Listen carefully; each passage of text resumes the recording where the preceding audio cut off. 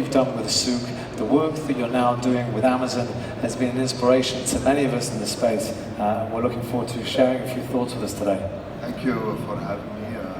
This event, from the day we came to Dubai is close to my heart. You always meet colleagues, friends, industry partners, so it's great to be here. Thank you for hosting. Excellent.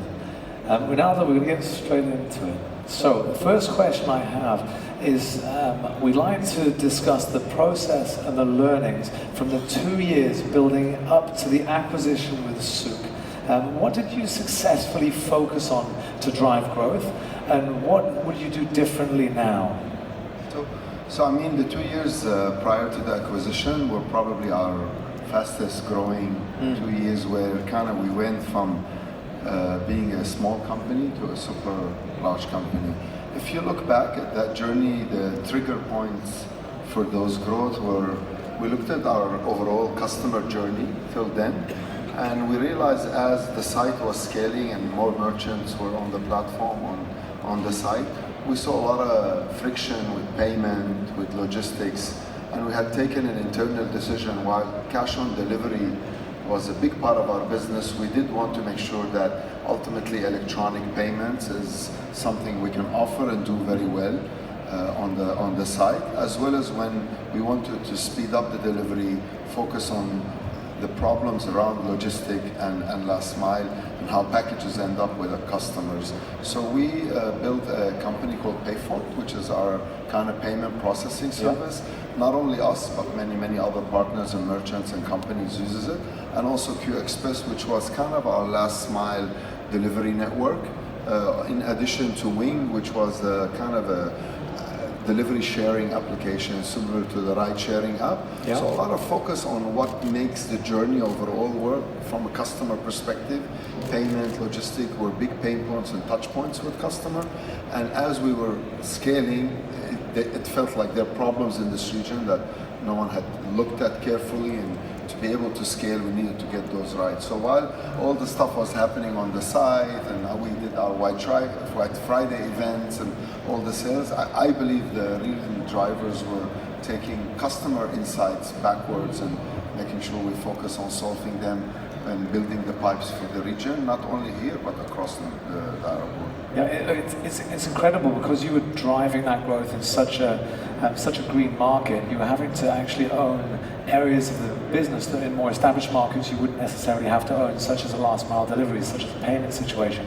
So actually creating sub businesses to support your main business. Yeah, if you look, like customer would tell us, ask them for an address, you wouldn't get a clear address. Yeah. But they all had phones that had maps. So we had to evolve around technology as the anchor to solve some of these problems.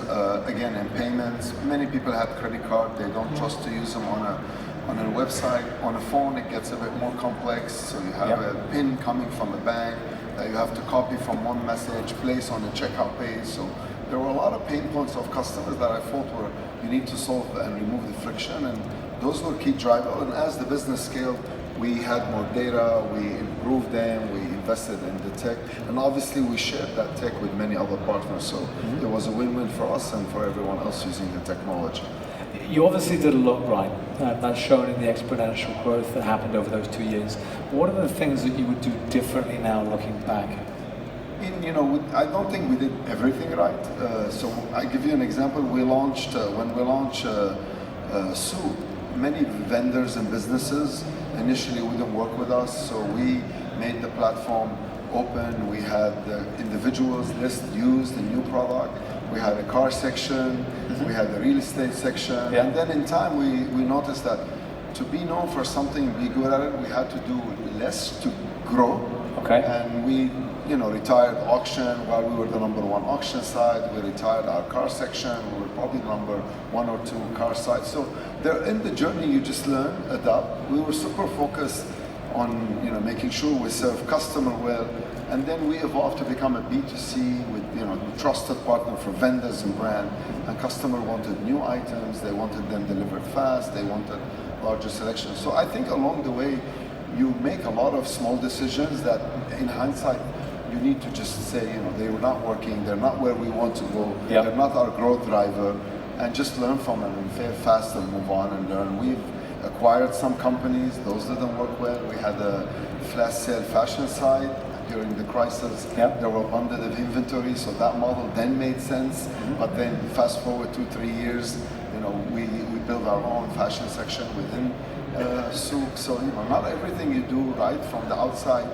The story is quite, people know the Souk story, but internally I think if you don't make mistakes, you're actually not innovating. This means you're too conservative. You need to test things, but my advice would be test, fail forward, fail fast, learn from it, and hopefully don't repeat the mistakes. I couldn't agree with you more. And correct me if I'm wrong, it was that change of focus was it around about 2011 when you ended up losing 80% of your revenue? I mean, we had 80% of our traffic and transactions were coming from the subsections. Which is the auction side of the section was still fairly small.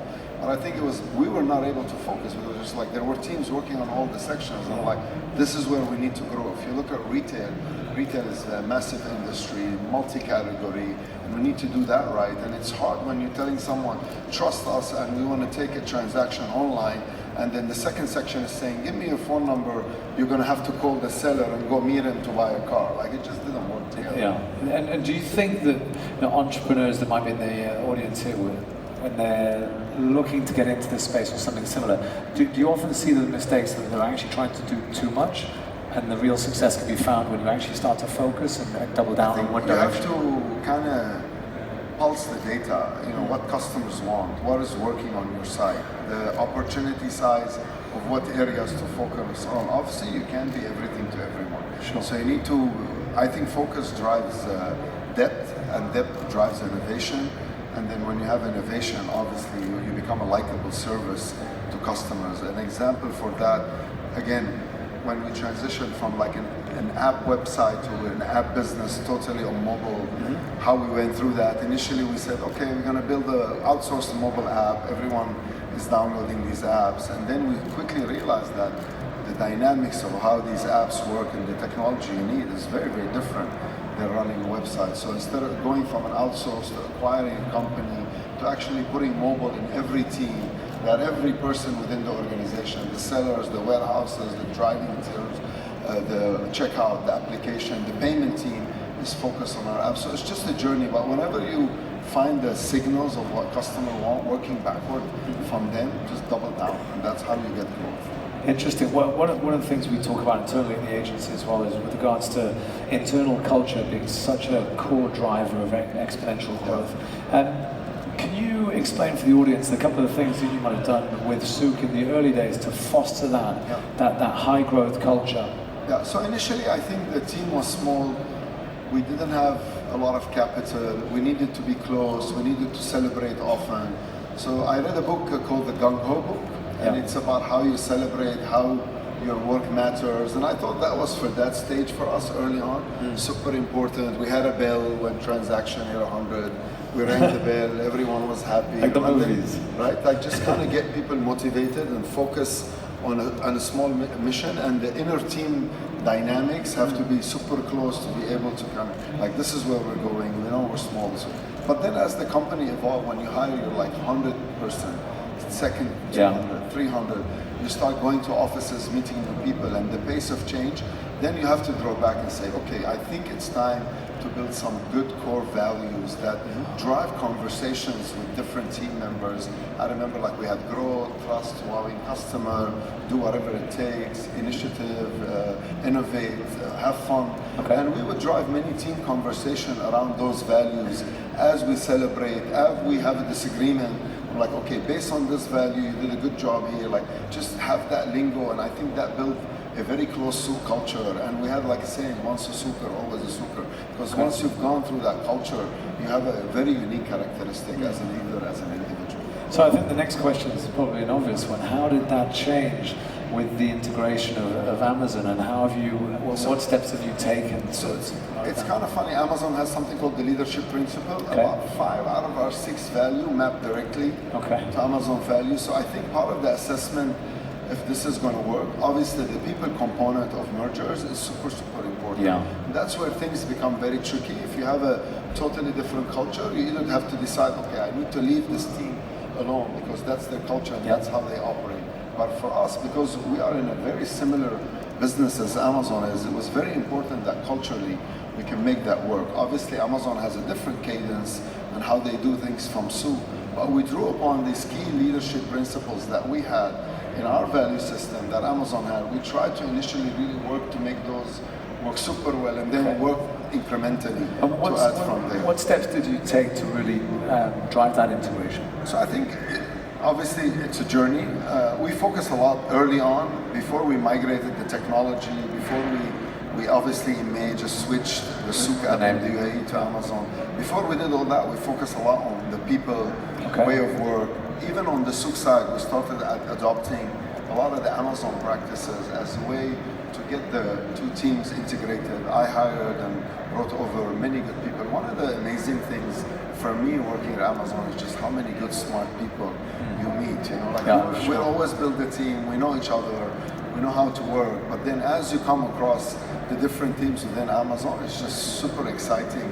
You go sit in these meetings, like, wow, these guys are smart. Like, you just meet good people. And I think us as entrepreneurs, as technology, as innovators, that is something that just drives us, excites us. You know, you just learn. It's part of it. It's inspiring. Yeah, and I think that's just super, super.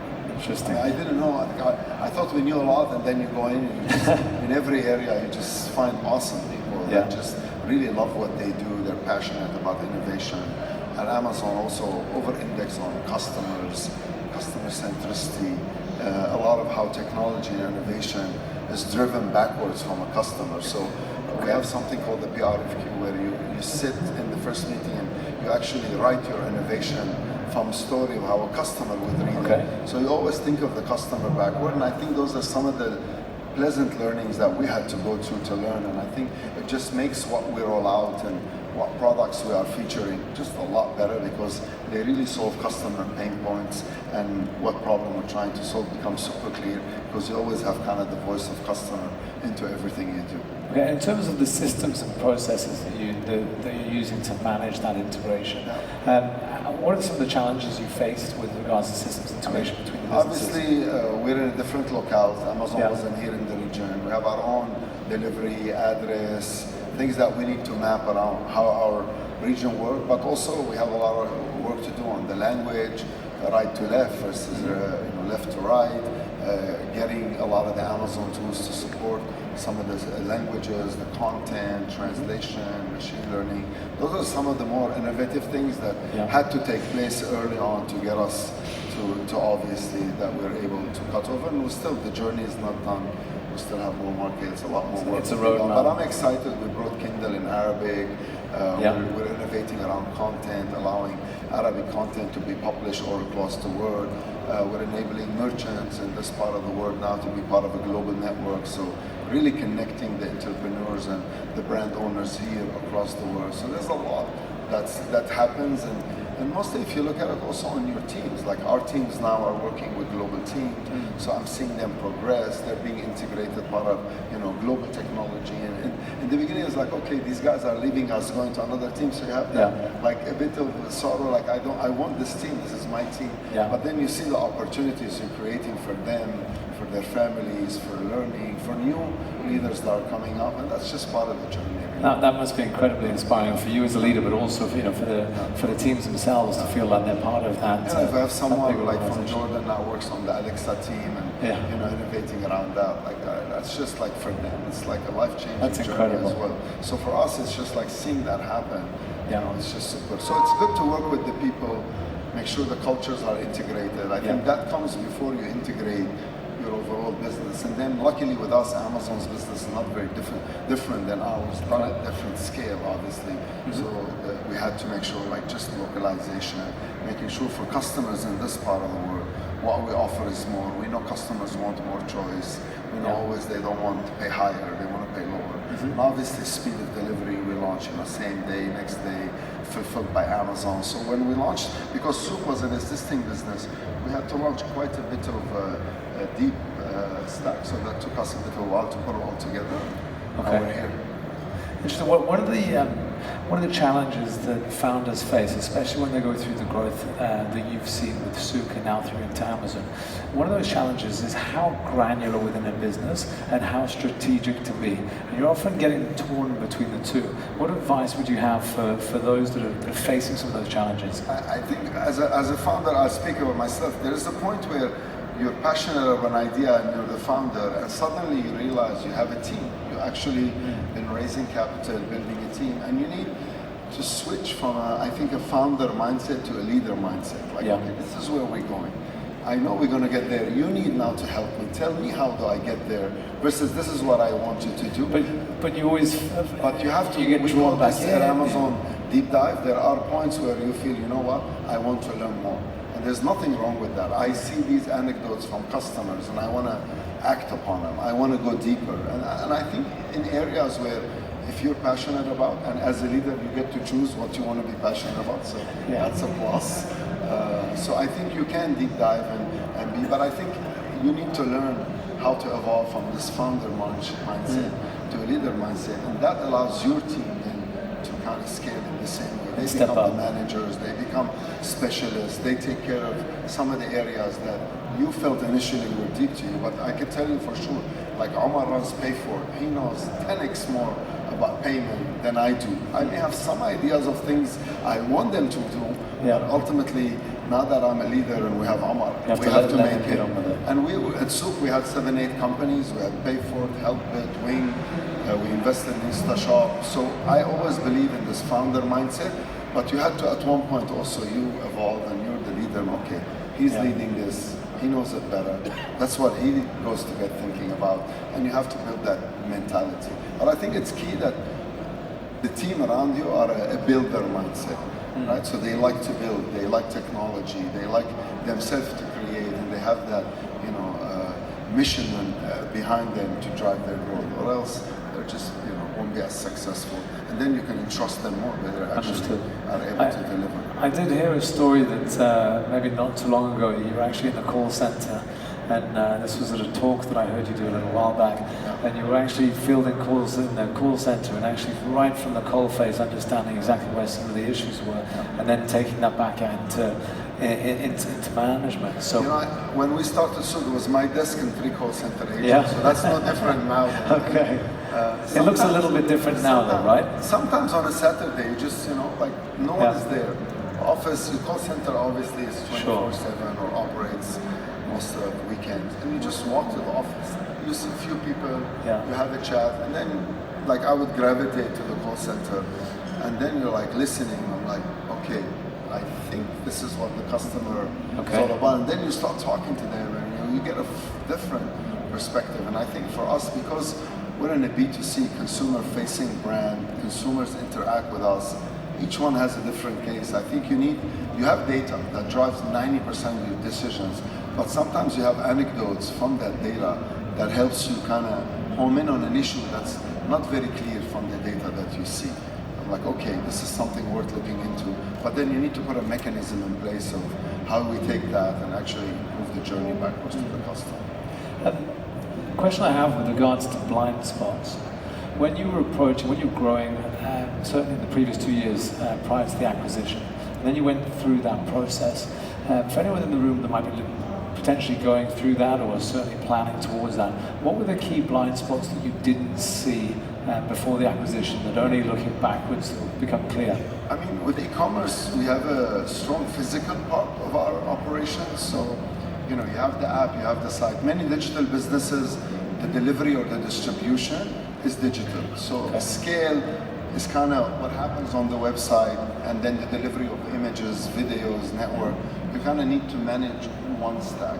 I remember our first White Friday, which is like our biggest sale. We sat in a room, we said, we want to create this event. We think this can be one of the biggest shopping events in the region, and we're super excited about it. And then orders came. And then we said, okay, Friday will be over, we'll be fine. Then Monday came, and still orders were coming. I remember we even put a black page saying, thank you for your orders. And there was just a search bar, track your orders, and orders still came. So I think then physically on the ground, we're like, okay, we need to have, as we build new customers, we have to build also the proper infrastructure, the networks to help us bridge the gap. So I think in our world, because there's such a big part of physical components to what we do, we need to always, balance between the growth and some of the physical aspects of the limitation and just build for scale. But guess what? 6 months later, the company is bigger, we're managing scale better, everyone is around. White Friday 2.0, 3.0, 4.0, each one of them came with their own challenges, but continuously kept, pushing the boundary. We learned how to deal with it, get a bit more organized. Good challenges to have. Good, beautiful challenges. Amazing stories. Ronaldo, I've got 2 questions left for you. Firstly is a hypothetical situation. So in this situation, you move on from your role at Amazon. You start a new business, but you have no access to funding, and nobody knows who you are. You have a few $1,000s. What business do you start and why? So first, this is me leaving EDS, coming and launching soon. It's like that story, so that's not new. Okay. I think I'm passionate about people. I've been blessed to interact with a lot of young people. I think we have talent. We have a lot of young people. I see what STEM and technology can change the way people live and work and the opportunities that really change our youth. If I have a mission that I want to do is get technology to every household, get every kid to learn how to code, that would be something I do. I don't know if that would be successful or not, but if you ask me about my passion, that's it. If you ask me what I really love, I'm a basketball player. Basketball, okay. I'd probably coach a team. Okay. That'd probably be the best thing I do for myself. But I think we see a lot of youth. We don't lack engineering talent and STEM backgrounds. Our math schools, in most of the countries where we live, Lebanon, Jordan, Egypt, Syria, we have the good foundation. And I think there's just a massive opportunity to upskill youth and, get them to become a bit more tech savvy and open up a whole new avenue of opportunities that today I don't think we're still not there in this region. I think that would drive newer companies. It'll have an incredible effect on their families, on their children, but also on the ecosystem in general. I think that I've seen what technology has done to me, to my colleagues, to our developers, to people at Amazon. I think it's just phenomenal how that could be for our part of the world where we have 50% of the population is below 25, reasonable STEM and engineering school, a lot of talent in Saudi Arabia, a lot of talent in Egypt, in Syria, in Jordan. I mean, that's what we need to kind of, there's something to do this. I fully agree with you. I think we'll be successful doing it. Yeah, I mean, we work in the digital communication space, so upskilling in that. How hard it is to find a good mobile. Exactly. But we have people, we have young people. We do. But we are stealing, we've been in business for 10 years now. We're starting to see that market change. And there's a lot of initiatives coming out from the UAE government, amongst others, that are really investing in that space. So it'll be great to see how that starts to change over the next sort of 5 to 10 years. And I think that'll have a significant impact on the economy as a whole, regionally. I don't think there's anything at this stage we could do with our youth that is, I believe, is more impactful. Obviously, education is the starting point, and then putting that talent to use. And we see there's shortage of that talent everywhere in the world. It's not easy to get good engineers. Ronaldo, in closing, it's a question that I think you might be able to provide a lot of value to many entrepreneurs that are in the room, intrapreneurs and entrepreneurs. What advice would you give any of those in the room that are looking to scale a business currently? I think remain focused on your customer. Okay. Number one. I think that's where your pulse, that's where your signals come from. And I think once you do that, ultimately the investors will see through that. So that's something you cannot hide. You need to make sure you own your product, your customers, working with them. And then look for building a good team. I think that's the second big one. And as I said, evolve the team from the generalist to the specialist, from you as a founder to a leader, to make sure you surround yourself with people who complement you. It's like you have passion to your customer. When people talk about employees, I feel they're also my customer, our merchants are my customer, and the entrepreneurs in this region are our customer. So you need to think of them as well and what they need and how to provide for that to build the right culture. But I think ultimately it's what your end customers are telling you, how passionate and close you are, and figure out how you're innovating on their behalf. will drive your success and skill. And I think it's a simple but not easy. Sometimes it's not, you lose focus because there's so many things you need to worry about every day. I'm like, okay, what is this telling us? What is the customer? Yeah. What are the basics that we have? Many customers almost want the same thing. So we're trying to innovate around things that they don't want. You need to figure that out. Yeah. And look, from a marketing perspective, it's incredible how many brands we work with that still haven't clearly defined their customer and therefore don't know exactly what it is that they're looking to potentially offer that customer. So it's a simple focus, but it's critical to growing a business. You have to have that voice in every meeting. For sure, because you can have success in the early stage, but you're not going to find exponential growth if you're not really nailing down a customer need and solving a problem there. So look, thank you very much for your time today. I really appreciate it. Thank you very much for everybody for joining us. Ronaldo Mouchawar, VP, Amazon, MENA. Thank you.